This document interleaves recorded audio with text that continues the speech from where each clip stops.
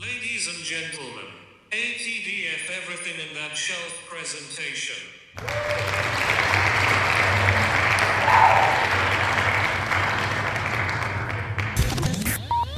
You're now rocking with TDF everything. Spoiled rotten.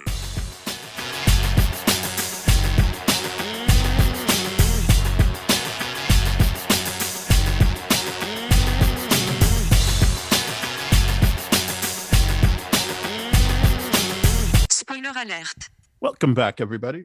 Hey. It's me, Daniel, And this is Ben. on Spoiled Rotten. On that shelf. Boom. It's Hawkeye, episode 6. So this is Christmas. Question mark. That wasn't a statement. But let's just get right into it. Yeah. Boom. The show starts. Kingpin sitting down with Eleanor, and he's kind of confused. He's like, well, if things are going well, I'm pretty sure this is a I need to get out conversation. And she's like, you're right, it is. I did everything you wanted. I killed Armand. Which every time someone brings that up, I'm like, oh right, that thing that really, like right. I still didn't know like what was happening other than anyway. I guess that loose end. To be fair, I was very, very questioning that the whole time through. I was like, why haven't we heard about this again? Well, here it is. She did it. I think she killed him. She did it. And neat little package of an explanation. She gave Jack up as the sacrificial lamb with the shady company, the shell company. Mm-hmm. And she's like, but now my daughter's home and she's involved, so I'm stepping away. Mm-hmm. You can see from the twitches in Kingpin's face, it's not going to really go well for her. No, unfortunately. And in this scene, based on all the visual cues and everything that Vincent D'Onofrio is doing, we can basically say, yes, it is the same Kingpin, although with a different fashion sense. But the same Kingpin of the mannerisms, same everything, a la all that kind of stuff. So cool-ish, but I mean, whether or not that's relevant, we'll continue to see in this episode for sure, in this review. Yeah, I mean, I don't think it's relevant, but yes, I agree with you. I think he's trying to do what he did in the Netflix shows. I don't think the writing's letting him. Anyway, moving on. That's true. The writing's putting him in the sandbox, but he's trying to do the exact same thing. He's trying to do the same thing. I think the footage that was sent at the end of last episode is what they were just watching. I guess it's a pretty cool transition. It's like we get to see it properly, but it's clearly that's what Clint and Kate got to watch. Yeah, it's a very cool transition. And this is what I think a lot of people were waiting for, which is Kate actually trying to reconcile her image of her mother versus what her mother is actually capable of doing. Because she's like, oh, she wouldn't even jaywalk. I'm like, do you like? But how well do you? Yeah, how well do you know her? But they don't know each other. That's obvious. I think that's on purpose. That they're showing that both of them underestimate each other. Yes, absolutely. In this, the whole. But she wouldn't jaywalk. I'm like, you think your mom is a CEO and has never done something akin to jaywalking? Like, come on. Come on. I mean, it's in this one scene, it is showing everything about Kate growing up. The naivety is vanished and all those kind of things. The funny thing is I ask people all the time that hang on to the past and all that kind of stuff. And I used to be much harsher with my wording, but now I'm much, much kinder with it. Where the idea of when, and the question is, when did you first realize that your parents are human? And this is that moment where she's reckoning with that, the same way she was reckoning with the Hawkeye situation last episode of like, no, here's all the evidence of like counterintuitive to your naive view on everything. It's quite the scene to see her reckoning through. It's great. Yeah. I think this is a bit different than recognizing her mom's human, because I think they tried to do that already with her and appreciating that her mom still loves Jack that's what we're led to believe in that scene, in that moment. I think this is actually, and this is why it's important that it's Kate Bishop, is that's a character prone to hero worship. So it's more, oh my goodness, my mom's not a hero. Yeah, she as well as Kamala Khan. Kamala Khan is basically that's her signature. It's the hero worship of the Yes. Avengers and all that kind of stuff. But Kate Bishop very much to that degree, specifically Hawkeye, but very much hero worship. And there's Easter eggs that even prove exactly that. That say hero worship lecture or webinar or whatever it might be that we saw a few episodes ago. But yeah, very very important that it's Kate Bishop. Yes, that is a good use of Kate. I'm not saying Kate Bishop was bad in this series, but I think that is a good use of her that doesn't really stick the landing later. But this scene is good. This scene is good. Yes, but anyway, they set up good things. They set up good things. Clint basically confirms like you're obviously my partner, so I'm not gonna leave you in the lurch. But also like Kingpin's gonna come for you, so just be prepared for that. As cheesy as that scene was, I did like it. It was for what this show is thematically achieving throughout the Christmas themes. It wasn't overly cheesy. It wasn't. It was nice because it's like the general cheese of this episode with the tracksuits and all that kind of stuff. Later on, too, we'll talk about that.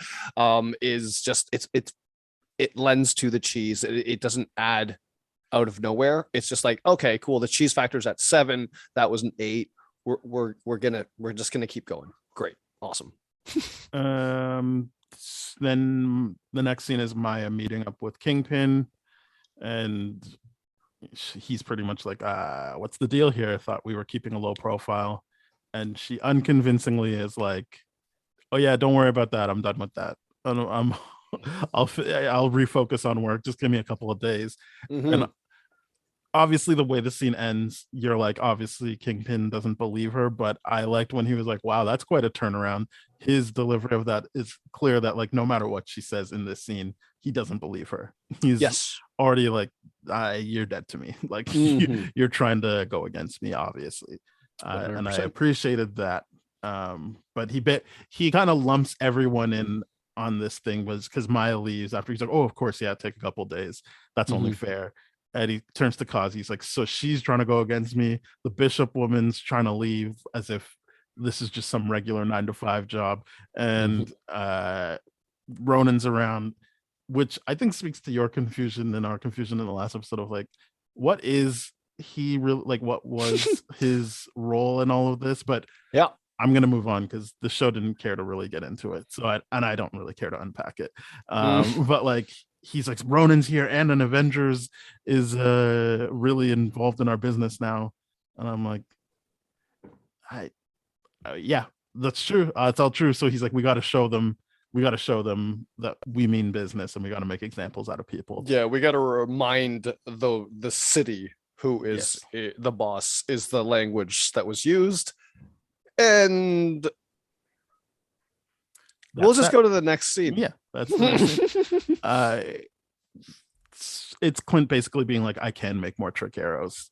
Let's do that. And I was like, oh, that's nice. For me, it was nice. It's like a nice Home Alone shot of him with his at the drawing board, and he's making his arrows. I believe this is when he's kind of like, you're still here, so I'm letting you know, like, this is going to mean you go against your mother. If you don't want to do that, cool. Like, I would understand if you don't want to do that. But if you are going to do like this is kind of the point of no return. It's like, yeah, are you sure? Are you sure? Like, in Windows, when they close a document by accident, you're like, hey, are you sure? It's that kind of situation. And she gives a very compelling and convincing answer, I feel, that I'm like, yeah, I like everything Clint that you said. What we already know. I'm not saying this was a poorly used scene. I'm just basically she says what we already know from watching the show to Clint. Which is she saw him. He was a normal person to the extent that he doesn't have a suit of armor. He doesn't have special powers. And he was right there taking down the bad guys, which gave her the confidence that she could do something like that as well. Yep. Just a guy with 12 arrows. Yeah, and a stick in the string. And that's I do like that. The stick in the string comment is really, really good. But yeah, not to take away from that that answer that she gives, it's really, really good. It's one of those things where it's like, Heart of a hero. Yay. Kate Bishop's got it. She's proved it to everyone, especially Hawkeye. Yes, I would say that obviously by this point he's on board. He's on board with her being a hero with him. Okay. Or at least completing this, wrapping up this mission, because he's like, hey, and I thought that was interesting in the heat of the moment when I watched it. I was like, oh, it's very interesting that you chose the wording until this is done. I'm not leaving you. I'm like, oh, so you're going to try, like, are you setting it up that we're trying to do the thing that you did the first time where it's like, no, if I finish this, then this is the last time you're going to see me, kind of deal. But that was funny, but I guess that's his MO of. I think it's different. I think before when he said that, he was like, I need you out of my hair. This time he's saying, I'm here for you. And I think the idea that he respects her as a hero means he doesn't have to stick around. He's like, I'm here until I make sure this thing that we started together is over. I'm here for you. But after that, like, you're obviously good to keep going. I see what you're saying. saying. I didn't see it as a reprise of what happened earlier. I think it's two different mindsets. Gotcha. Yeah, you're right. The mindset that he, like, in the past, he was like, no, you're dragging me behind, and now he's like, no, you're running with me. You're my partner. This is great. More, I'm here for you. Not so much as I have to do this for you. It's like, I'm here for you. Like, yeah. I think that's the nuance there. Gotcha. The next scene is the party. Like, everyone's there. Yelena, for whatever reason, the LARPers. They had to work the way into this episode some way, shape, or form, and this was one of the least hated way. Yeah, this is the least hated way that they came back. I don't hate it, but also I'm like, I don't understand why this is happening. We'll get there when we get there. I was kind of like, oh, all right, great. Okay. So Kazi's set up across the street. I'm guessing his target was Eleanor, because it seemed like that's who he said he wanted eyes on. Luckily for Eleanor, Kate was there to be like, let's go into another room so we could talk privately. But I was kind of like, oh, I thought he was going to go after Maya, but no, he's set up to take down Eleanor. And I think he's just there to wrap up loose ends, and like, yeah, but Eleanor, I believe, was the primary target, along with Maya and probably Kate, because they were like the bishop women. Did he say at one point? But either way, but Kazi still was like, okay, you have to take. I mean, I guess if Kingpin is being like, you have to step up, you're my right hand man, that's the implication of like, you have to take out Maya, you have to take out this person. Then he's got to wrap up loose ends. I think he's only supposed to take out the people that Kingpin listed, which didn't include Kate, because I don't think. But it would definitely include Hawkeye. Yes, it does, Clint. Because as the scene progresses, he sees Clint and he's like, "Holy shit! Yeah, tell the boss like Christmas came early. They're both here. Like I can take both of them out." So yeah, he's happy to see Clint, and he takes a shot, which is too bad, because then that gives them a chance to mobilize. And Yelena is also there, and she takes that opportunity to be like, all right, good, he's on the run, I'll catch him off guard. And I believe this leads to some fun stuff with some shenanigans. Yelena and Kate. I just like them together, and I love all the stuff at the elevator and how they're going. Maybe not so much back and forth this time, but the dialogue is shooting back and forth. I think Yelena's firmly in control in this one. There's nothing really that Kate can do to knock her off her bearings realistically. No, yeah. But I do like that she's like, why are you doing this? And he's like, you kicked me in the chest. And she's like, yeah, that was a good kick by me, but you had good throw. Yeah. And she's like, stop making me like you. So I can't help that. And she makes her way out to kill Clint. And also, I mean, I guess they needed to use him, but Jack is like, I know what I'll do. I'll use my sword to fight people now. Don't even wait, hold on. Not even. you missed the part where he says, "I've been waiting for this." Wow. And Sure. the part where this is the funniest part to me, because I'm like, and I want to like not talk about him too much because I don't think he's that interesting of a character, considering the fact that he's like, Oh, he didn't end he's up just, being that important or no, interesting, I should say. it just ended up being, this is a funny guy. He's here for the ride, and Mhm. he's like, oh, I'm in proximity to an Avenger, so I better be ready to fight at any point in time. And I thought that was goofy and funny, but the most important thing was the fact that he was like, hey, look how innocent I am. I made bail, and now I'm carrying around a sword, which I'm accused of killing my uncle with. I'm like, that's a good flex. I thought that was. I mean, they said that. I don't really know what's going on with him because they weren't interested in me ever actually knowing him. But well, they're characters the said dialogue that is about him, but gifting we that to us. I They're don't gifting think that to us, but I don't think that is I don't think that works for me. If I'm not gonna take that as what actually happened, because I don't have anything to go off with that character. He seemed to be doing something in the beginning, like fucking with Kate. Yeah. And now I'm like, oh, maybe he wasn't. Maybe he is just an idiot and just talks shit. But that doesn't really work with how he was acting. Like, I know. The actor didn't really give me, oh, this is just an idiot that says things. Like what he was doing was very clearly like, I am trying to agitate this person. I think this is funny. Mhm. And so the whole, oh, he must be wearing that sword, because now that I'm like, no, you just wanted him to have his sword so he could fight there. Anything you say at that point that doesn't come directly from him doesn't mean anything to me. Because I don't. Yeah, I do love how the show made an effort to be like, hey, he likes to decorate the place with swords. So legitimately, there was already a reason for him to grab a sword to jump into battle no matter what. But the fact that he was carrying on one on him holstered, I thought was just hilarious. It's just hilarious. Yeah, I did forget a part I really liked was when they're fighting in the elevator. Like, first it started off as just kind of smacking Kate's hand, like, don't try and press all those buttons. But they start to get into a fight, and she smacks Yelena, and then it's like, what the hell was that? She's like, sorry. Yeah. And then she goes to rip her, and that reveals Kate's Hawkeye costume. Mhm. And I like that Yelena was genuinely like, did you plan that? Because I feel like that's something she would plan. And then when Kate's like, yes, and then I just really liked Florence Pugh's face acting of like, don't bullshit me. Did you plan that? And she's like, nah, sorry, I didn't plan that. Yeah.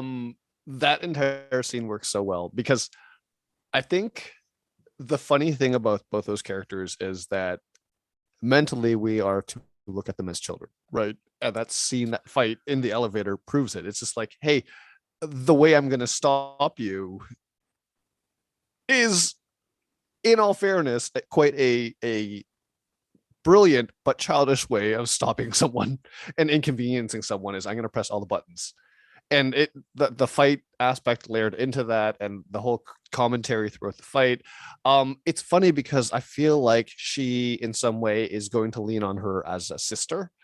And I think that's more what you're supposed to see. I don't think it's necessarily that they're childlike. I think it's that there is like the juvenileness to it. There's just a sister familial thing going on here where they don't actually hate each other.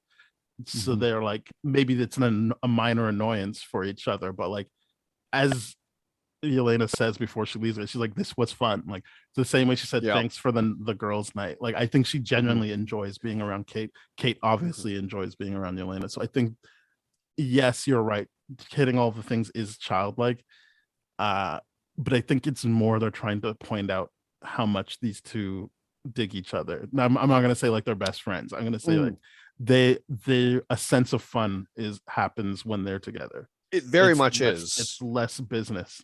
Yes, you're absolutely right. It's less business, but I think there's going to be a future in the MCU where these two characters are working together a lot more closely, because of the fact. I mean, and I guess we get to that by the end of the episode. But what Kate loses in this episode and what Yelena comes to accept later on in the next scene, it kind of feels like there's going to be an empty space for that figure in their life, sisterly, familial, whatever. But Yes. it's because that bond is there. I feel like there is a future for those two, and it's a future that I do want to see. Yeah, It's I agree with you. I really, definitely think really well done.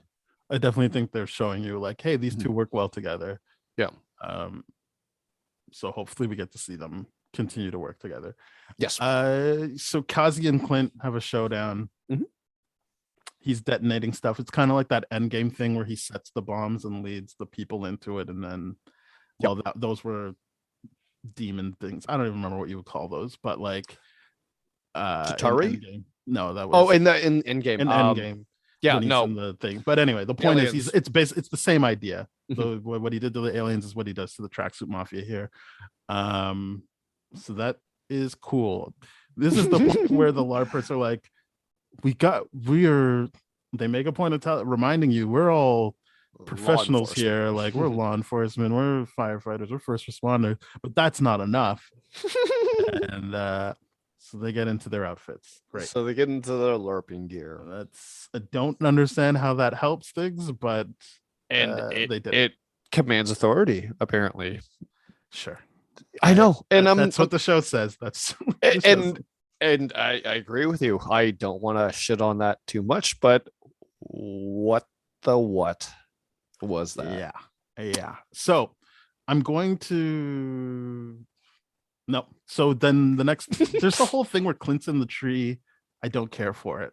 No one cares for it. I hope no one cares. Gets out, and him and Kate basically reunite on the ice and use that's where we're gonna do the bulk of Trick Arrow stuff with the tracksuit mafia. I like it.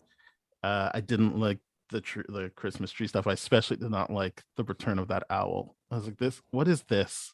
Why is this happening? But anyway, about that owl. The owl's in the tree with him, and then the owl comes back once they use the Pym arrow on the trick. I'm glad. I like that he had Stark and Pym arrows. I think that's really cool. Yeah. I think it's really cool, and that owl I hope had a that hoot. Kate gets to like use trick arrows as she moves forward. One should hope. Yeah. Especially now that she's kind of I like to think of that montage scene where they're making their arrows. Because she's making them as well. It's not like she's watching. She's actively putting stuff together. So hopefully she's learning. I think the internship is going well. So I'm going to group these together because there's 3 showdowns that happen and they intersperse them. I'm going to do them one by like just chunk them together. But okay, it's Kate. It's Kate and Kingpin, Maya and Kazi, and then Yelena and Clint. I'm going to do Clint and Yelena first, even though it is interspersed. So she gets them. They're on the 30 Rock Ice thing, and she asks about Natasha, which is what we said was going to happen. She's like, before I kill you, I need to know what happened. I understand his stance of even if I told you, you wouldn't believe me, but I'm like, come on, just say it. Just give it to just say it. I'd like her to actually hear that. And again, I'm not saying that makes it better if he does it. I was just like, at this point, I wouldn't antagonize her more by being like, I'm not going to give you information. I see what you're saying. I really, really do. I feel like it's one of those things where I'm conflicted about his answer because he's being forthcoming. He's being honest, but he's being he's giving her all the main points. Yeah, so like, why not just say it? He's not giving the detail because I feel like he just, at this point, I agree. He just shouldn't need to relive that anymore. And he's probably trying to prevent that from happening. But like, hey, this is what happened. But I do agree. I hate how the fight has to evolve more and more and more for him to be like, oh, it was a sacrifice. She fought me for it. He does say it right away, though. He says it before the fight. He says, right, I'm not going to get like, if I told you, you wouldn't believe me. But the point is, she sacrificed herself. She's a hero. He says that right off the top. Yes, but he doesn't say he doesn't explain the whole, we fought for it over the sacrifice and she won. That part. Well, if he did that that's first, kind of crucial. Well, this is why I'm saying I don't understand that. If you're arguing that he should have given all that information, then you're basically saying just tell her what happened, because Yes, Yeah, but with sparing the detail. And I feel like he's just trying to unsuccessfully do it because it's clear he's not a great communicator. So I mean, like, okay, cool. That devolves, but I mean, like, yeah, he's clearly missing essential points. But I feel like also a part of what he's going through there is being like, I deserve this for my Ronin-ness, going through that mentality, maybe, but also being like, if I can help Yelena through this with how processing her emotions, because he just defends, he stops, he doesn't fight back, and he just takes the hits after a while. yeah. I think my issue has always been like, how much more as an audience do we need to see him beat himself up about the Ronin stuff? Like, I agree, but it does nothing for me. And I did feel like this should have been positioned more of him helping Yelena through this. Yes. It didn't feel like he was sparing her anything. And like, Mhm. I understand that. Well, for me, it's like, well, you knew who she was. You could have even said like, she sacrificed herself so that you could have a future. You don't need to know if she blipped or not. But the idea is like, Mhm. that was done so that humanity could go forward. Mhm. Like, Mhm. centering Yelena would have been a way more interesting thing, and it would obviously probably lead to less of them hitting each other or Yep. but that conversation would be more meaningful to me. I agree. Because I feel like I was looking at this fight and looking at the obvious similarities of the Civil War fight, where he has to talk and fight Natasha at the same time of being like, like, how much are you going to hate me? Depends how hard you hit me, all that kind of stuff. I thought there would be like that, but a seriousness to it in the sense where he's blocking her hits. She's trying as hard, and like they're talking through the fight and she's breaking down. But it's just, again, you're right. How much as an audience do we have to go through him taking a punishment that only he believes is adequate to deal with the like, Ronin-ness? I think, yeah, that I agree with what you're saying. Is Mhm. Yeah, it was a bit too much of centering of himself in Yes. that moment. Mhm. And Woe is me. I I hate it. think you're right that he's not a good communicator, but I felt like that's got to be part of what we like about Clint, is that he can read situations. Like the whole, like Mhm. that's what the shot I didn't take is based Mhm. off of. Yeah. Is that he can read a situation and be like, this is how to move forward. Yeah, I Um, agree. I believe the idea of like someone being able to observe, I can relate to this too. The idea of someone being able to observe really, really well and report differentiates from the ability to communicate what they're giving of their feeling too, right? And this is a situation where it demands him to be able to do that, and he's just and like, to the point of report as a shield agent, as a weapon, as everything he says, he's giving her a report. It's like, this is this is what happened, this is the long gist of it, this is the sacrifice. I feel like it's more of a report first, and then he goes like, here's the detail that you actually need. And that's, I don't like that, because I'm like, you should have, yeah, well, I mean, at the point none where of what he knowing. says, none of what he says matters to her. It's only until she's got him dead to rights and he Yes. whistles back, and then they commiserate over how much they love Natasha, and she even says like, well, you got so much time with her. So it's another reason why I don't really get the whole different approaches to saying what happened, because it didn't Right. matter. Like, it's not Mhm. it's not like she cared because he gave more detail about like, yo, well, I fought her, because then she's like, you should have fought harder. If I was there, I would have Mhm. stopped it. Like, that wasn't what made the difference. The Right. difference was her seeing, oh, he really knew my sister, and Mhm. again, centering her. Once she's like, oh my god, Natasha talked about me like a sister. Mhm. That's everything that he needed from the beginning, like to Mhm. just center Yelena in Yeah. this moment to help her process that. So yeah, that's why this didn't fully work for me, because they said, everything you're talking about, sure, that works in a different show, because Mhm. that's not what this show did. So that Mhm. was all in a show that still was however long. I don't think anyone came away from this series thinking like, well, that was fulfilling. Everyone's kind of like, oh, this last one was kind of rushed, or there were a couple episodes where it felt like we were spinning our wheels. So that's what I'm talking about. Like, these Mhm. moments that you're adding that feel like they're spreading something out instead of getting to the point and giving us um satisfying moments. Conclusions. Yeah. I heavily agree with that. There's nothing I would take away from that statement. It's very, very true. His They were just And even though wasting the time with argument, that fight because it was like, yeah, well, I, going into this, I know what he needs to do, and what I thought he needed to do is what he did eventually. So why Yeah. did we do this? the thing about this is that the thing that I find really annoying about this is that he identifies Yelena on the roof fight. He knows that she's involved. He should have been like, oh, this is clearly what's happening right now because I know Natasha has a sister and I know the freaking whistle. So to me, it was a situation where he prepared for the fight. He didn't prepare for the emotions, clearly, because as I already said, he's not a good communicator. But he did allow himself to suffer through the hits enough until he's like, okay, I'm gonna do the whistle thing now. And I'm just to me, I'm like, is that him trying to help her? I just don't think so, because you're right. It's not him centering her around what he should be doing there. It's him, the woe is me, take a beating for everything. Instead of actually communicating, I didn't enjoy it. It wasn't thrilling to me. And the funny thing is, I'm like, oh, there's the Martha moment. There it is. But I do like it because it's not just like, oh, my mom's name is the same as yours. This is legitimately the only other person in the world that I would have known to know this whistle, and he knows it.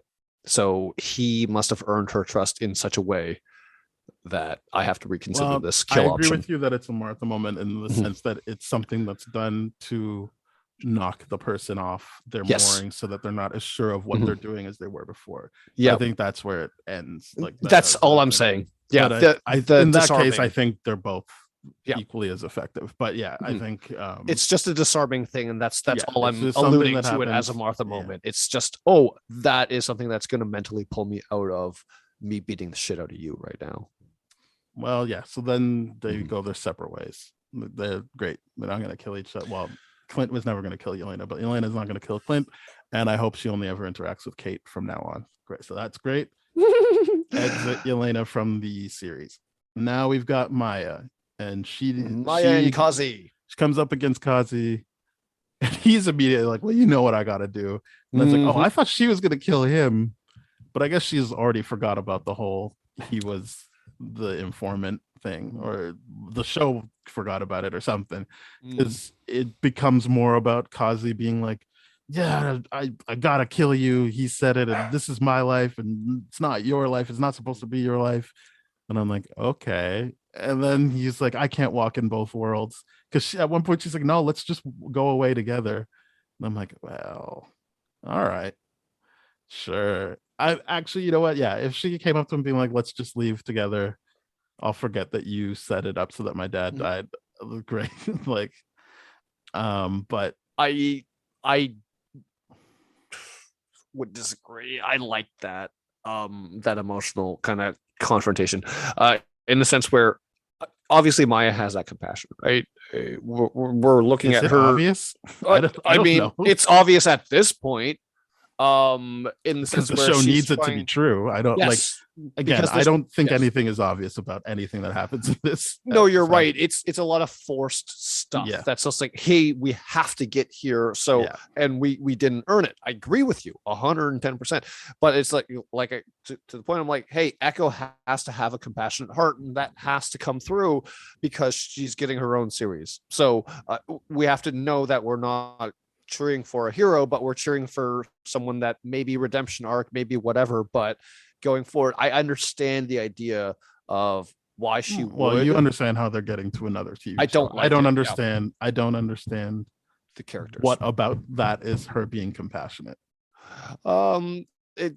Because we didn't reckon with anything. Nothing is discussed other than I want to go away with you. No, that nothing is discussed. Nothing is unearthed. So I don't know what's compassionate about that other than I just forget about she had her suspicions about him and that's still her friend. But does it need to be discussed? I mean, the thing is, well, if you're saying it's compassionate, then something needs to come out that makes me think she's compassionate. Otherwise, It's just let's forget about her suspicion, and that's just her friend, and that's not really compassion. It's just like, hey friend, let's go away together. Well, I mean, in the sense where Hawkeye is trying to teach her, you got to leave this behind. He's lecturing her ironically. You got to leave this behind. You got to do this. You got to do Well, this. it's not ironic. He's saying we're the same, and we both let anger Yes. blind us, and And so that don't be message blind got anymore. to her, and Yeah. she's less successfully trying to do it with him.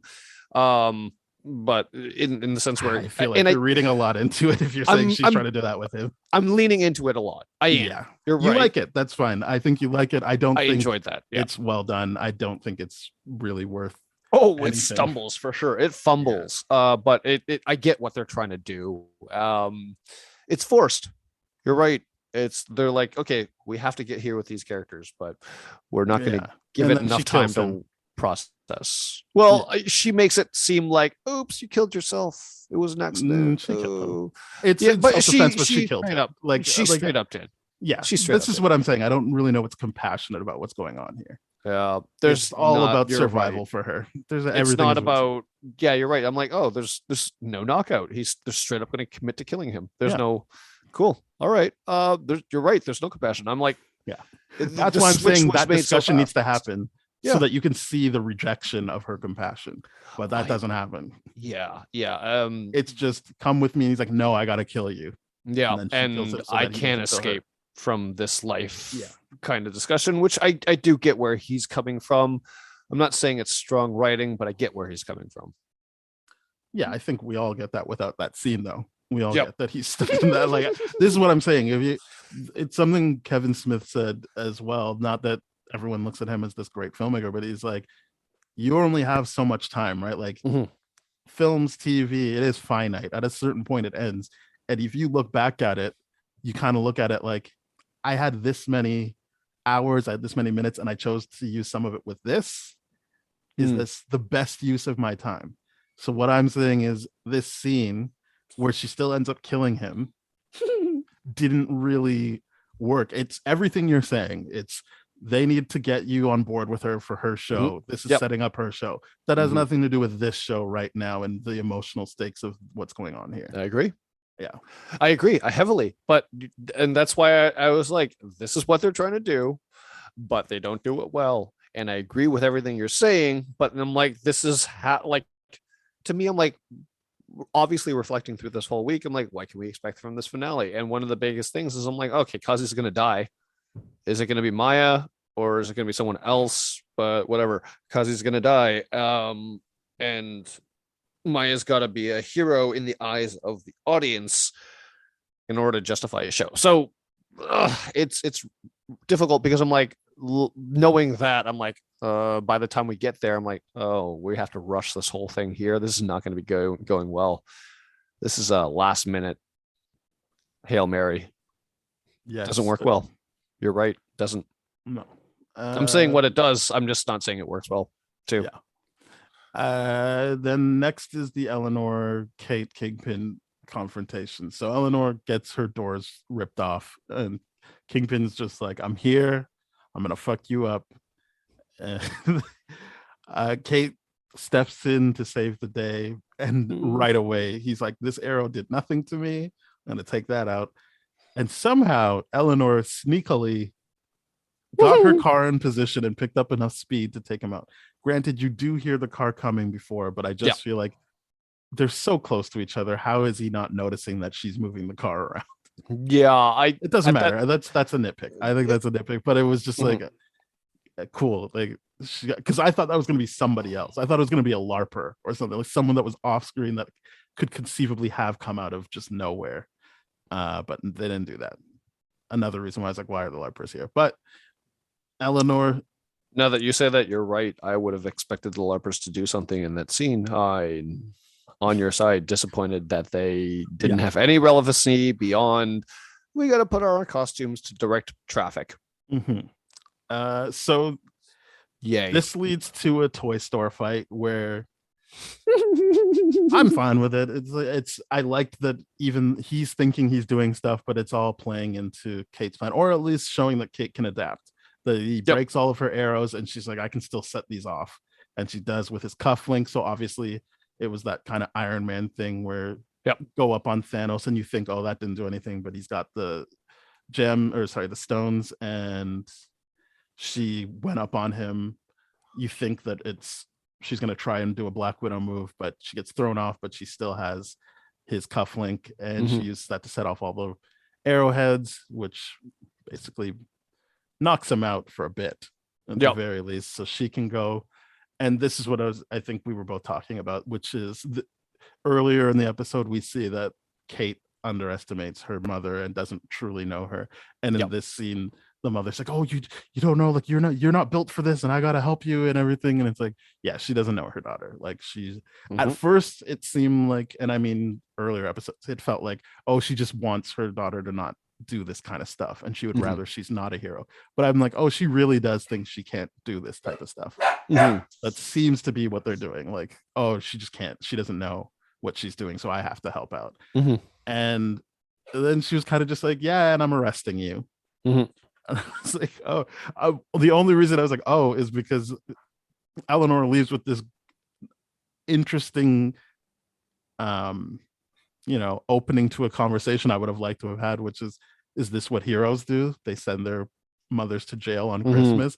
And I was like, yeah, like I kind of want to see them hash that out. Like, I'm not saying that it would be so that Eleanor can convince her not to put her in jail, but like to actually address that the two of them don't really know each other, and to have that said between the characters. I get that we understand that, but it's like I kind of like when characters actually say what they need to the other character. Oh, I agree that sense of closure for her, because I don't anticipate this to be a lot of, oh, I'm going to visit my mom in county. Yeah, like I mean, sure, they're keeping her in play.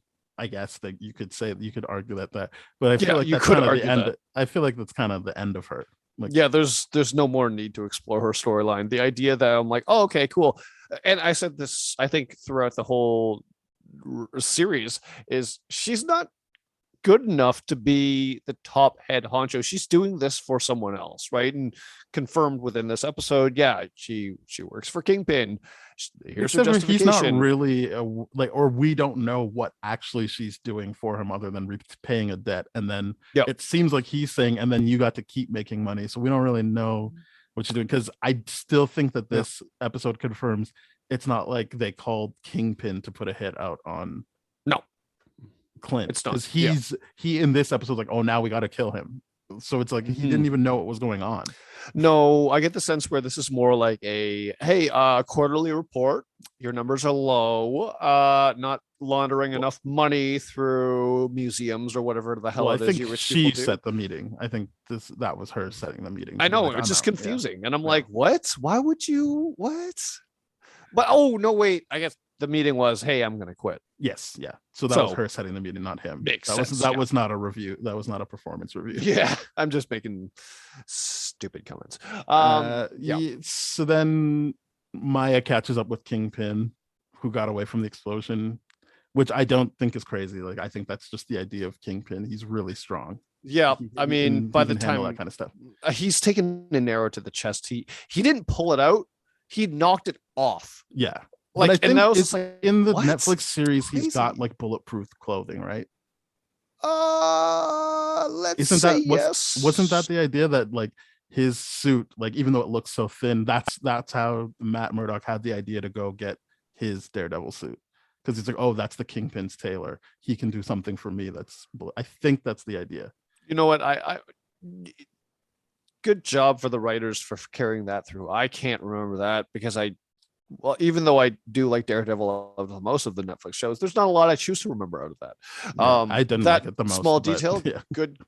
Yeah, I mean, I liked it the most from a fight cinematography standpoint. But it sounds like you're right. I mean, everything about that is just like, okay. At first, I was like, oh wow, like, and I wasn't thinking like, oh, he must be superhuman. I was just like, right, because his body is so dense with muscle. But I think it's because he has all of his stuff tailored so that it's essentially bulletproof, which means that still it would have hurt someone who isn't as dense and muscle as he is, but whether or not wouldn't be lethal. Organ tissue is wouldn't be a lethal debatable thing. Yeah, you're right. Whether or not he did have it. The one thing that was just like, okay, arrows can pierce Kevlar. We know that. So yeah, you're right. Whatever it was just like, cool.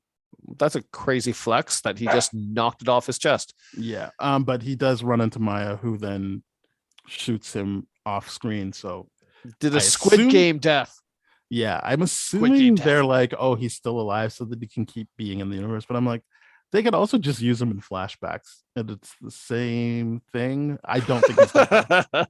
I don't. What I mean by same thing is it's new to us. So like, even though it's a flashback, like I know people don't really like the Black Widow movie. I think we both really liked it. But that's a flashback movie, and you still get to just see a new story. It's a flashback, but it's new to us.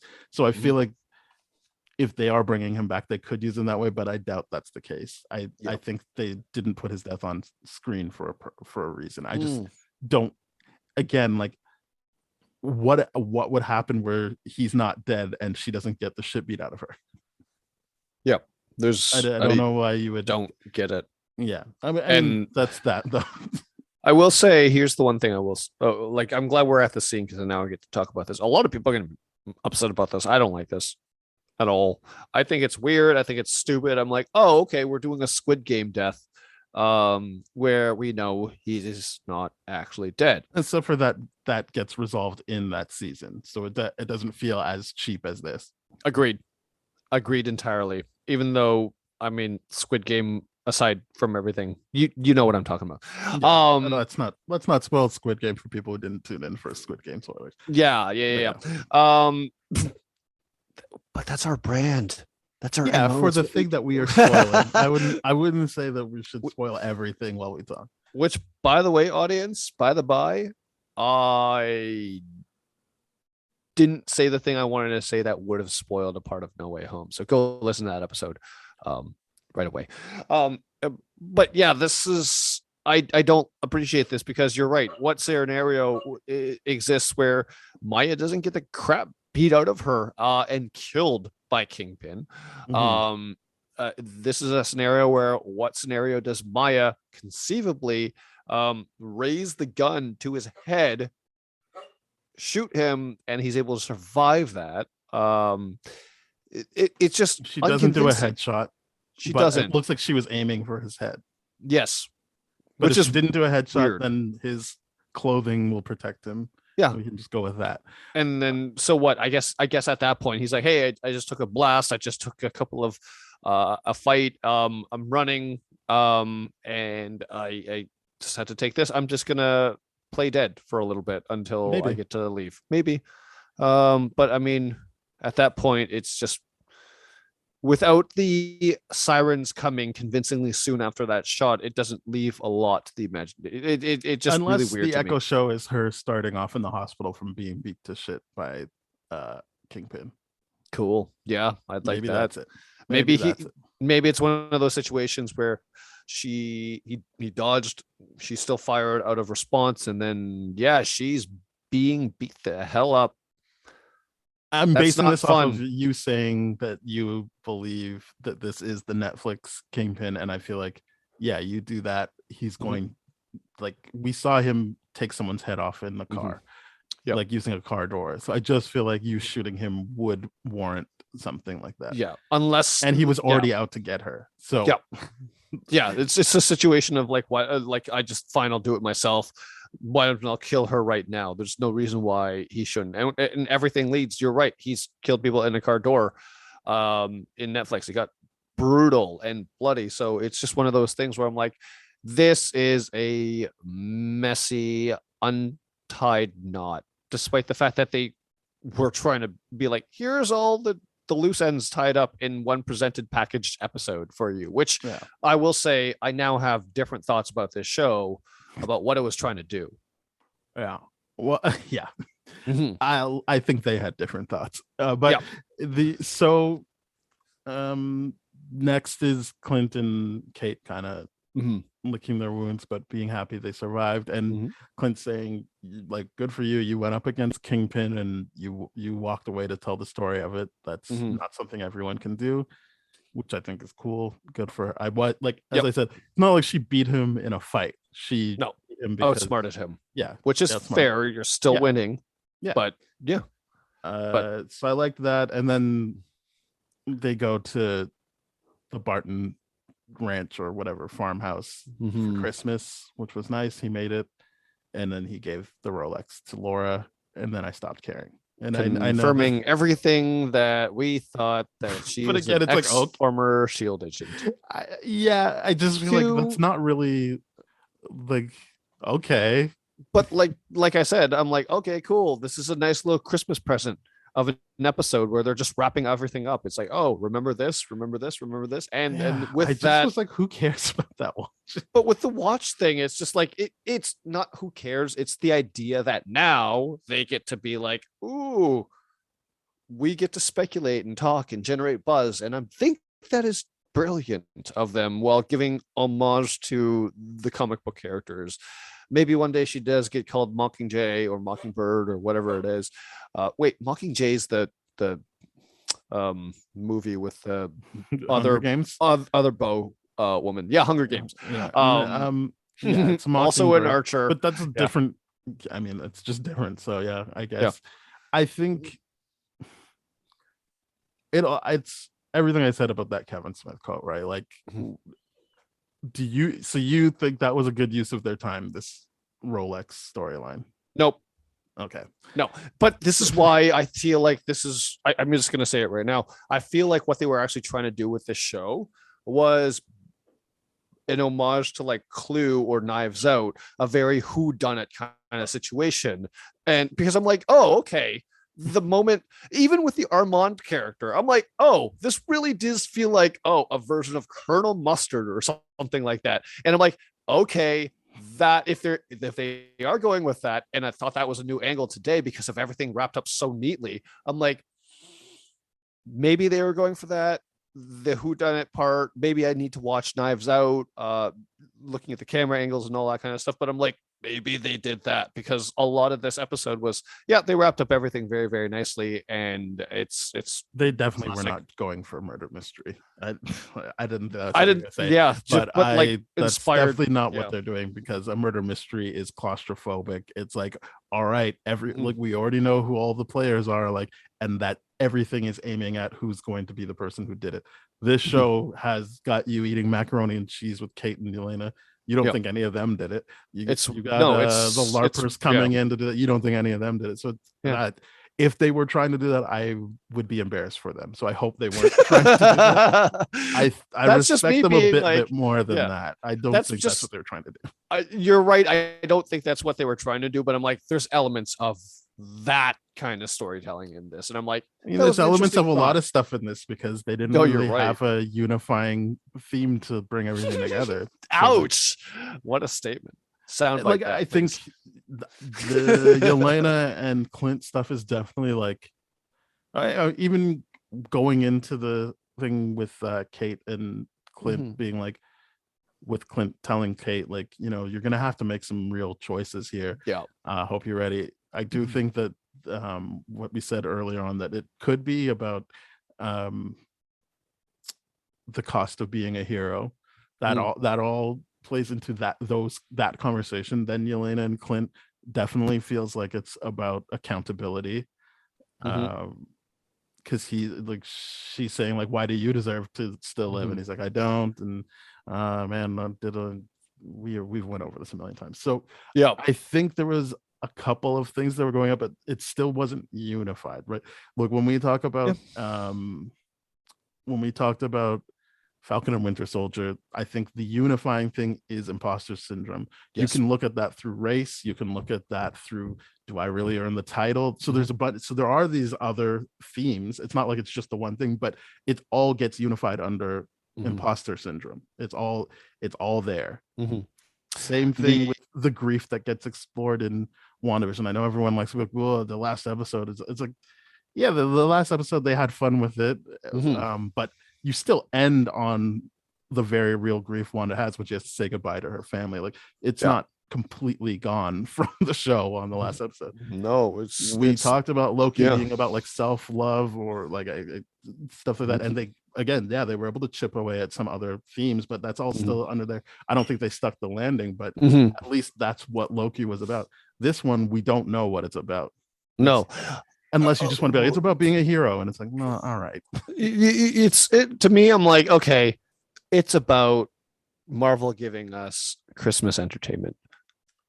Especially, honestly, that's what I genuinely feel like this is about. I feel like, if no other reason, the timing of it all, giving us all the presents in regards to, we're going to wrap these things up so nicely for you. We're going to give you this. We're going to give you fan service for here and here and here. And this is going to be fun. And this is going to be childish. And I think it's just about, and I honestly think there's no other explanation. So what I would say is that would never happen in a writer's Christmas room.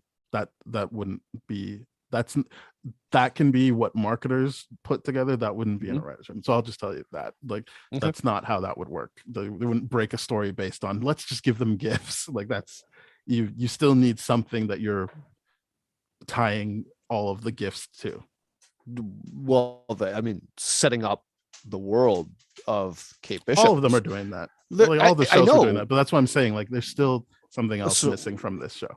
There's a lot missing from this show, but what I'm saying is that does this show do the things that MCU properties do to generate revenue?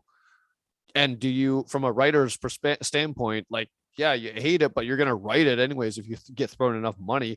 So the idea of like Marvel just putting out a Christmas property to tell a story that builds a bigger world that makes us bigger Marvel fans, this is, to me, the most self-promoting thing Marvel has ever done. It's not going to get the best score from me for multiple reasons, but it's just one of those things where I'm like, this is a story for a story's sake. It doesn't know what it's trying to do. It's inspired by the Matt Faction stuff, but it doesn't go there as you review and all that kind of stuff.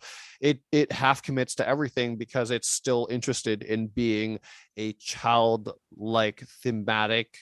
We still won't need to have fun while being, oh yeah, we're killing people and we're shrinking vans and letting owls get away with it and really not knowing what the long-term consequence of that is. And those things are really, really messed up. But the idea is just I just genuinely think at the end of the day, if not, what are they trying to explore? The timing of it all is just like, let's explore a Christmas story and let's make money. That's all I think this is, honestly.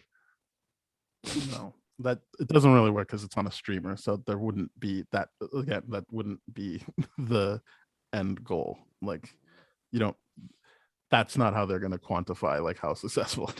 Sure, but it still links together with the No Way Home cameo and stuff like that. And that's a reach. That's a reach. No, I mean, establishing those two characters, yeah, it does. But no, they're not linked in, like, my parents could watch this and never see No Way Home. By the time they see No Way Home, and I'm talking about this because it's COVID, so they can stay at home and watch this Disney Plus thing on streamer that they're already paying for free, and then never see No Way Home until like next year when it's out on streamers. And I don't think they're gonna be like, right, that because of that. Like, it doesn't connect the way you're making it seem it connects. No, you're right. I honestly feel like this is just, I understand what you're saying. I'm not ready to be that cynical about it. I think there's the obvious cynicism of a Disney product, but I think within that, they still, the people who are attached to it and day to day touch it aren't thinking that way. I agree. Yeah. So I agree. Yeah, I agree. What we've seen, but I mean, every now and then we've seen it, and this is the reason why we rank stuff, right? Every now and then Marvel has a swing and a miss, and this to me is a miss. And it's not always the best stuff comes out because not always the best ideas get funded. And this is one of those situations where I didn't think this is the best idea. A lot of people are still saying, yeah, this is a fun movie. This is a fun series. I'm enjoying it. It's lighthearted. I don't have to unpack all those different things. And I can definitely see them enjoying this episode because it's like, oh, I remember that from episode 2. I remember that from this. I remember that from this. And yay, they're burning the outfit too. We didn't mention that in the whole thing, but yeah, Kate and Hawkeye ceremoniously burned the Ronin outfit. So good. Glad we're done with that forever, hopefully. And yeah, and I do secretly love the adult adoption to the Barton brand like household with Kate. I do like that. I think that's a fun place to leave it. Good. And then obviously they give you the full version of I can do this all day, which is great.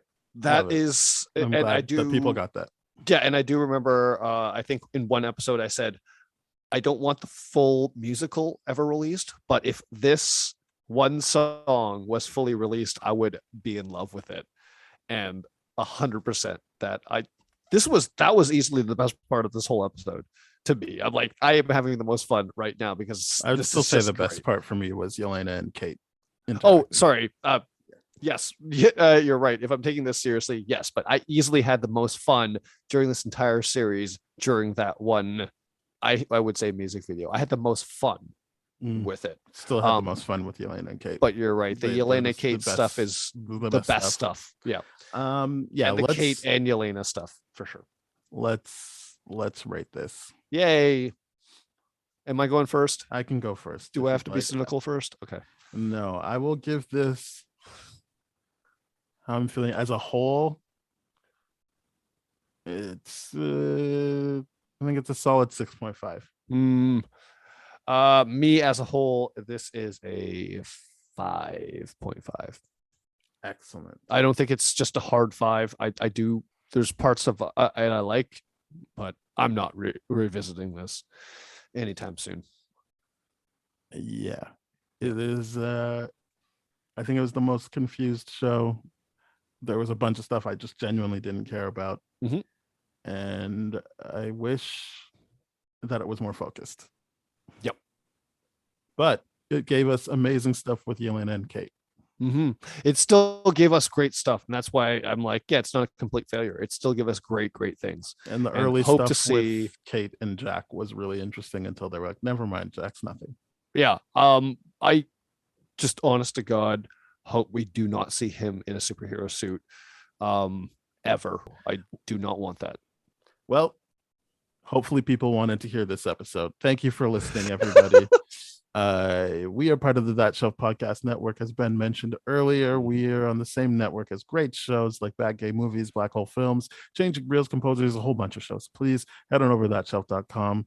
You can listen to those shows. You can listen to our show. There's other shows I didn't even mention. If you want to hear older episodes of our show, please go to tdferything.com/spoiledrotten. Our email is spoiledpodcast@gmail.com. Our Twitter is @tdfspoiled. Oh boy, like just get in touch with us. What did you think of this series? My assumption is everyone loved it. I don't think that it was as good as everyone is saying, but that's the good thing about art. People have different takes, and not everything is for everybody. Yeah, and we're at the end of the day, despite how we rated this, we are glad you had fun. Yeah, if you liked it. If you didn't, I'm sad that you didn't enjoy it and you invested so much time into it. Yeah, and maybe you hate it for the same reasons we do. Or I shouldn't To be say fair, I don't hate it. dislike I it. just didn't You think dislike it or it's- criticize it the same way reasons we Yeah. do. Let us know on Twitter or whatever. At TDF Spoiled, as I said earlier. Yeah, so go to Apple Podcasts, Google Podcasts, Spotify, Stitcher, iHeartRadio. You know the places. If we're not where you get your podcasts, please let us know through Twitter or email, and we will try and fix that. But in the meantime, please rate, review, and subscribe on the places that you do find us. Share it with your friends. Yes. Goodbye. Cheers.